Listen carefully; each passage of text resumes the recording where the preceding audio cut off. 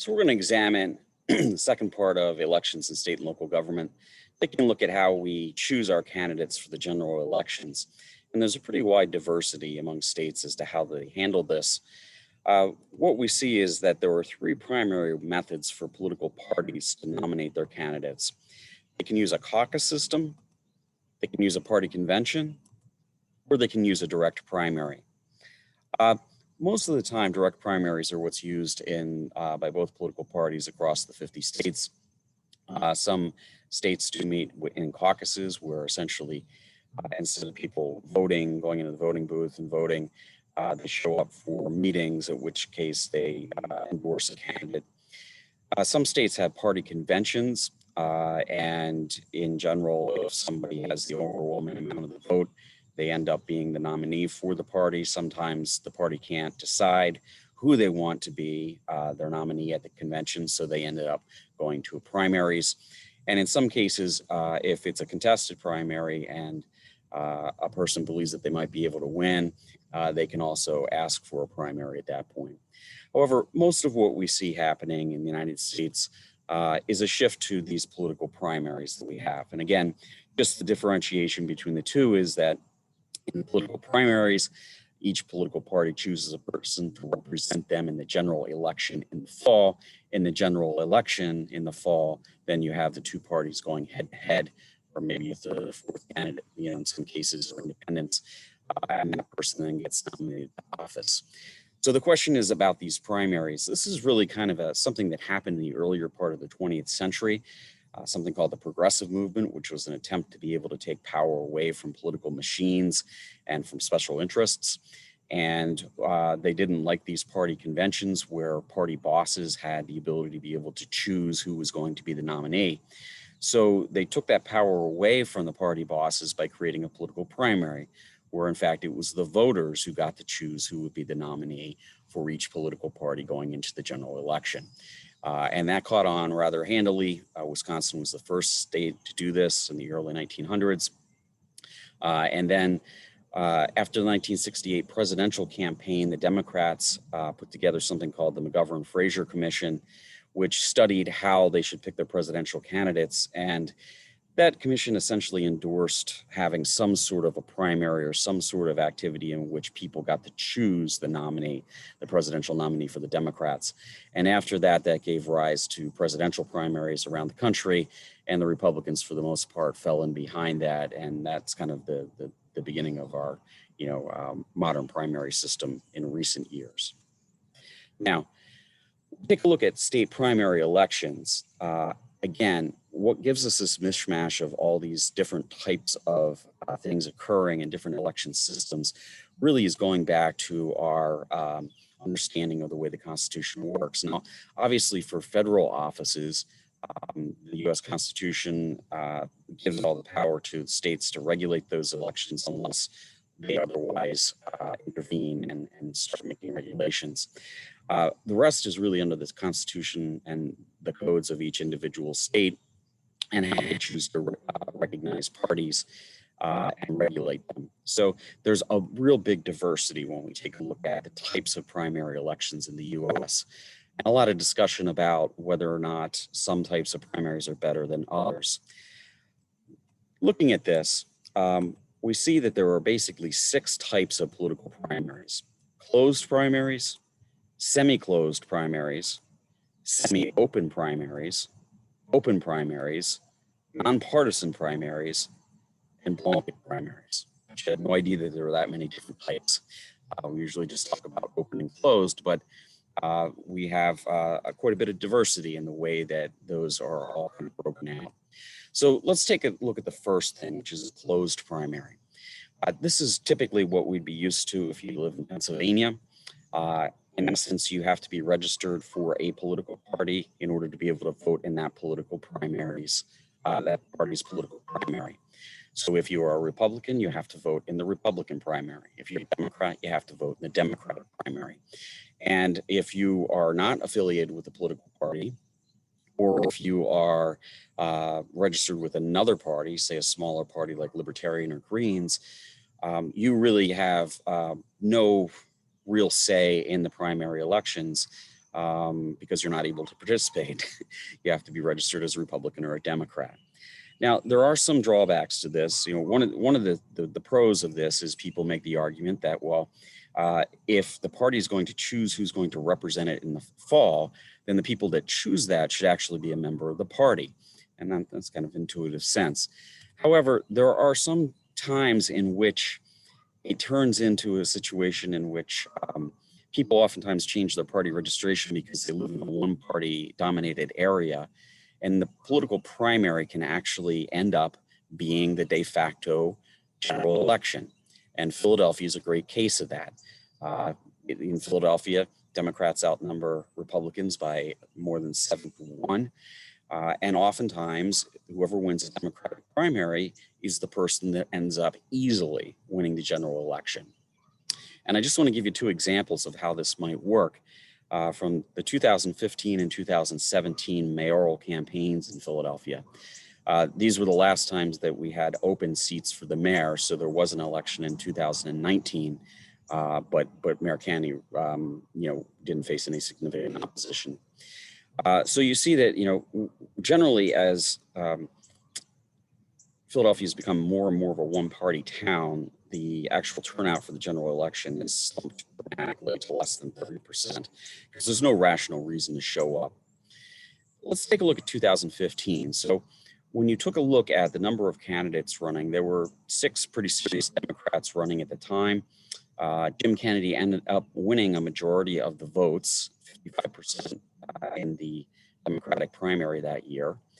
And then he went on, and you can see how much the Democrats dominate politics in Philadelphia. If you take a look at 2015 in the general election, Jim Kennedy won with 85% of the total vote, Republican getting a little bit more than 13%. That's how much of a one-party town Philadelphia is. So you say, oh, yeah, well, whatever, what difference does this make? Well, some people take a look at this and say, oh, this is really a very, very small slice of people that are actually electing the mayor or the person that's going to be the mayor, generally for 2 terms, because the Democratic mayor in Philadelphia usually doesn't have an opponent when they run for a second term, and there's very little, no chance that the Republican's going to beat them. So let's just break this down here and take a look at Jim Kenney's victory in 2015. In that primary election, there was a turnout of 30.2% of all registered Democratic voters, right? And they accounted for 23.7% of all registered voters in the city of Philadelphia, right? So 23% are voting.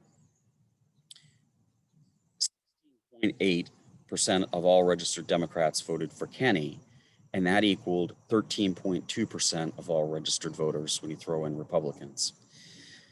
So what we saw is, because the Democratic primary essentially decided who was going to be the next mayor, 13.2% of all the registered voters in the city of Philadelphia ended up electing Jim Kenney mayor. Why? If you win the Democratic primary, you're going to win the general election. He won the Democratic primary, but with a small slice of the vote.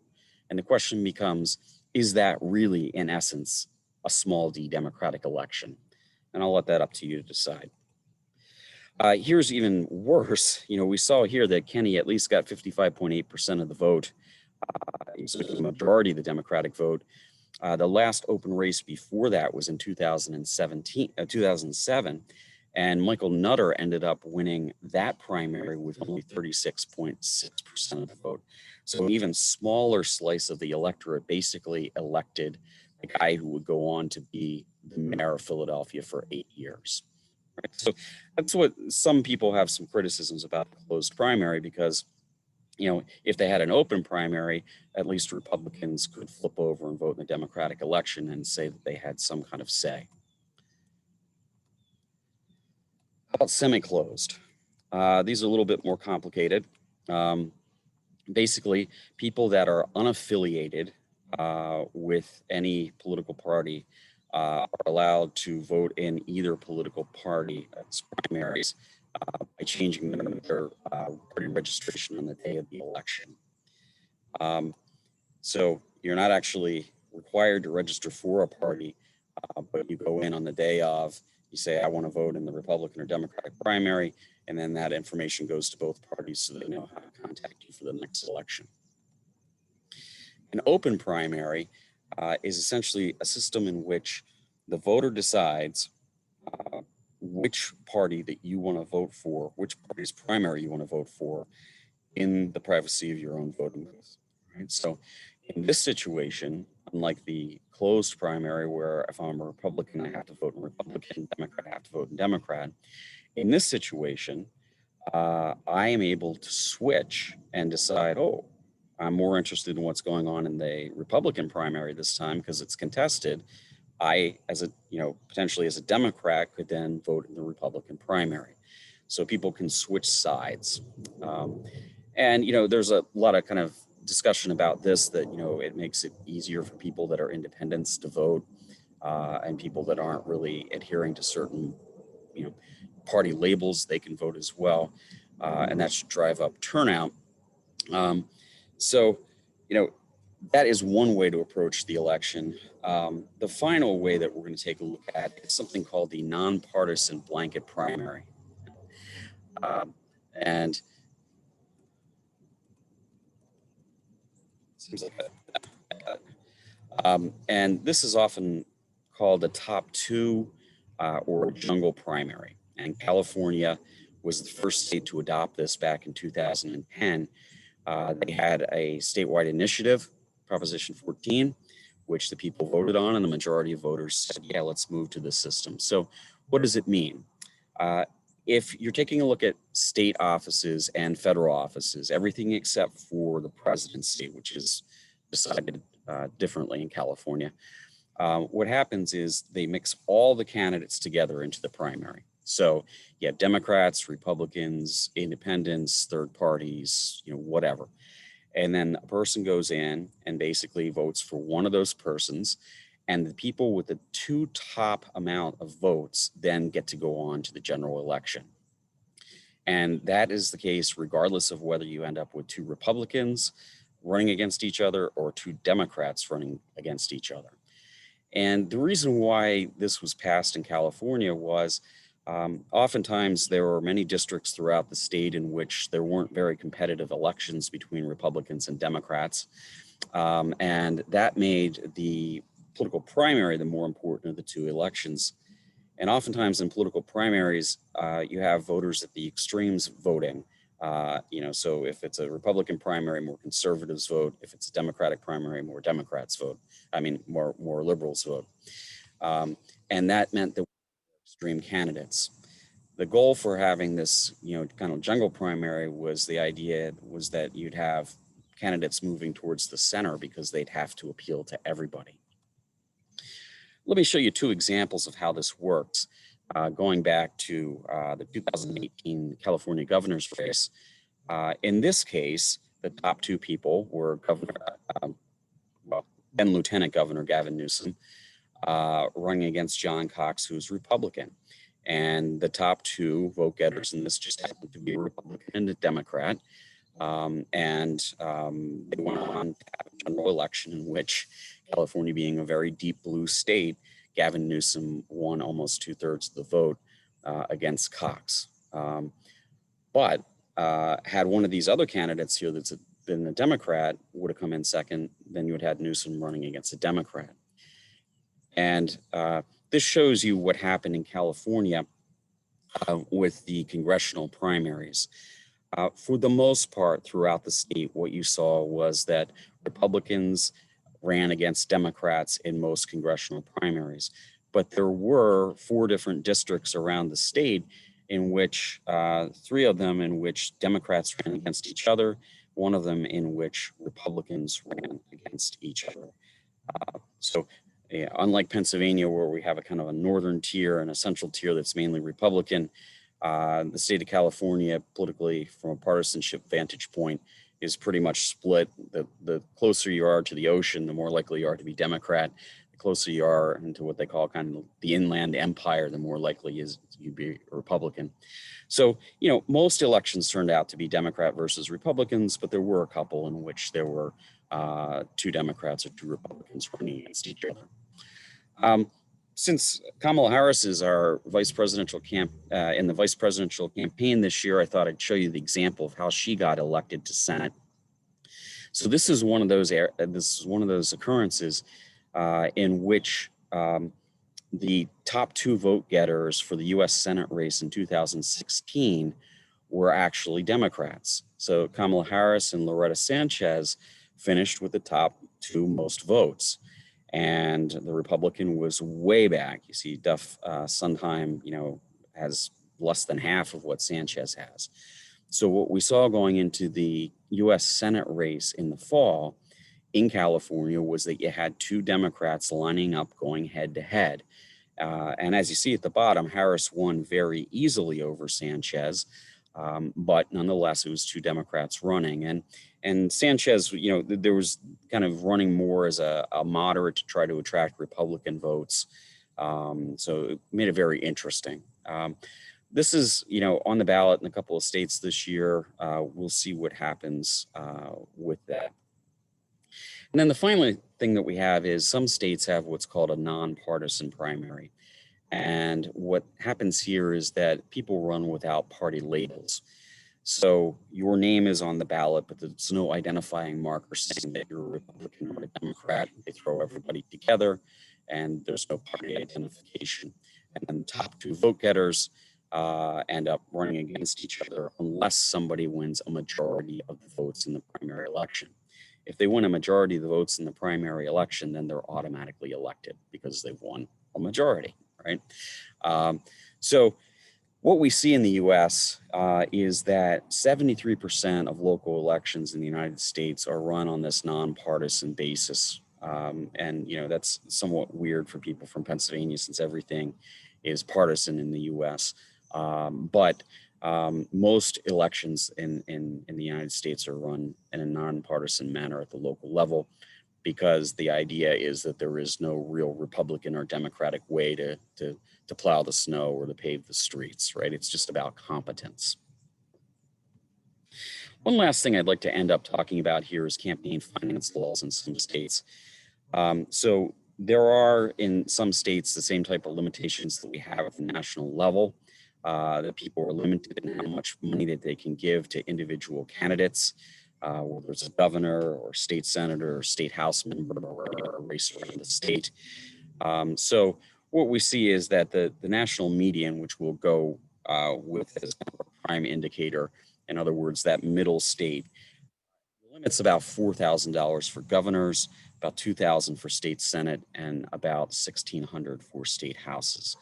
And that varies, quite a bit across the states. So, in Montana, as you can see, you're maxed out at $180 to be able to give to a member of the state house. But, if you live in Ohio, you can give, over $13,000. So they're all over the place when it comes to the states about campaign finance laws. In Pennsylvania, since we talked about political culture in Pennsylvania, and we understand that it's an individualistic political culture, not surprisingly here, guess what types of limits that we have on campaign contributions? None. Right. There are some restrictions that businesses and unions can't give directly to candidates, but overall, if I had the money, could decide that I wanted to give, $1 million to Gordon Henderson so that he could run for governor. And I could get away with that, right? So in looking at this, there are no restrictions on the amount of money that you can give to individual candidates in Pennsylvania. And this has been a sore spot, for good government type people for decades.